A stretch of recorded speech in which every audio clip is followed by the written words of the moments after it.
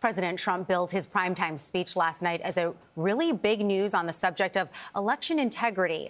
The president accused China of trying to collect voter data and repeated disproven claims about voting by non-citizens.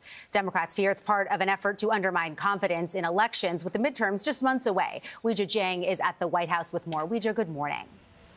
Good morning, Joe, and good morning to everybody. President Trump used his remarks last night to make exaggerated and at times unsubstantiated claims about election security, all while he's calling on Congress to pass a voting regulations bill ahead of those midterm elections. Our elections were left vulnerable to being rigged and stolen.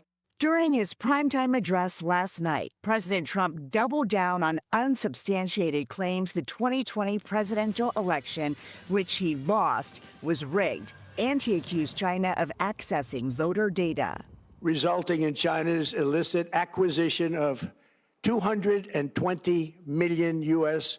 voter files. That information includes names, addresses, phone numbers. Most of that information is publicly available, and Trump did not say how or if Beijing used it. Though the U.S. intelligence community assessed in 2021 with high confidence that China did not try to influence the outcome of the 2020 election. And in a statement, China said it has never and will never interfere in the presidential elections of the U.S. Trump accused the deep state of covering up the truth. Those responsible for sounding the alarm instead kept the information secret and hidden. However, another intelligence assessment from April 2020 during the first Trump administration did raise the alarm that Chinese officials had analyzed bulk voter registration data from multiple U.S. states. And this: hundreds of thousands of non-citizens and dead people are listed and active on the voter rolls.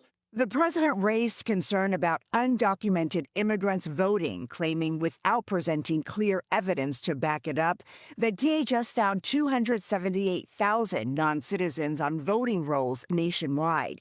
And he used that claim to again push lawmakers to pass a voting regulations bill that would establish national voter ID, proof of citizenship standards, and dramatically curb mail-in voting. Congress must pass the Save America Act. Democrats warn Trump is using the past to sow doubts about the upcoming midterm elections. He's laying the groundwork for a potential challenge to the result, another bad faith challenge. President Trump says the administration is notifying states whose voter data they consider compromised by China, along with information about non-citizens on their voter rolls. Jolene. Weijia, thank you. Joining us now to break this all down is CBS News election law contributor David Becker. He's also the executive director and founder of the Nonpartisan Center for Election Innovation and Research. Good morning. There is a lot going on in our country right now. We've got wars, inflation. Why did the president give this primetime address largely discussing debunked claims about election integrity?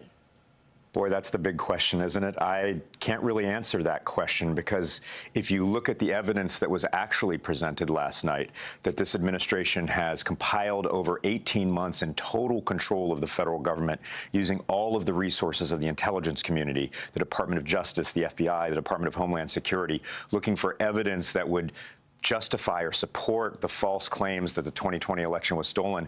In fact, what was released last night largely confirmed that that election was secure.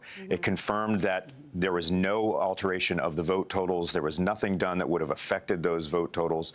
And while there's these claims of this cover-up that occurred, if you actually look back, almost all of this was known and publicly reported during 2020, during the Trump administration. A reminder that President Trump was actually the president in 2020 who was charged with protecting our infrastructure, charged with protecting us from foreign interference. David, I want to ask you about how the president has claimed that China has collected the voter data of 220 million Americans.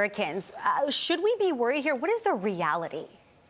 The reality, as you just heard, is voter data is public.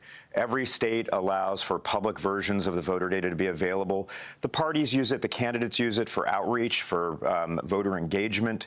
It's also good for people who want our elections to have integrity because voter lists can be checked ahead of time to see if there are any problems with them, perhaps to challenge individual voters who might not be eligible, who might have moved away, et cetera. So every state has this publicly. There are states like Ohio and North Carolina that literally have it up on the web right now. You can go and find that if you just Google it.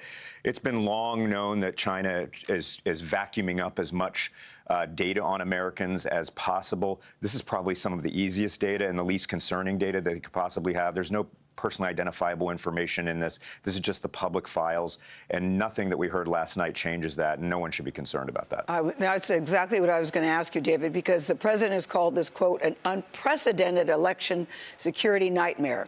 So bottom line it for us, how secure do you think our structure is, and should Americans be worried when we go to the polls in November? Our system's as secure as it's ever been, Gayle. It's always improving. We should always have these discussions about how to improve our election system. But for instance, he raised unsubstantiated claims about our voting machines. And the fact is, our voting machines are technology. We need technology to count our very complicated ballots very fast. We want that to happen. But we do not trust that technology. And voting machines, unlike other technology, have a variety of mitigation and resilience measures. They're kept under lock and key. They're tested regularly. And there's the paper ballots in every state except for Louisiana. Those ballots are audited by hand to confirm the machine counts were accurate. All right, David Becker, thank you so much.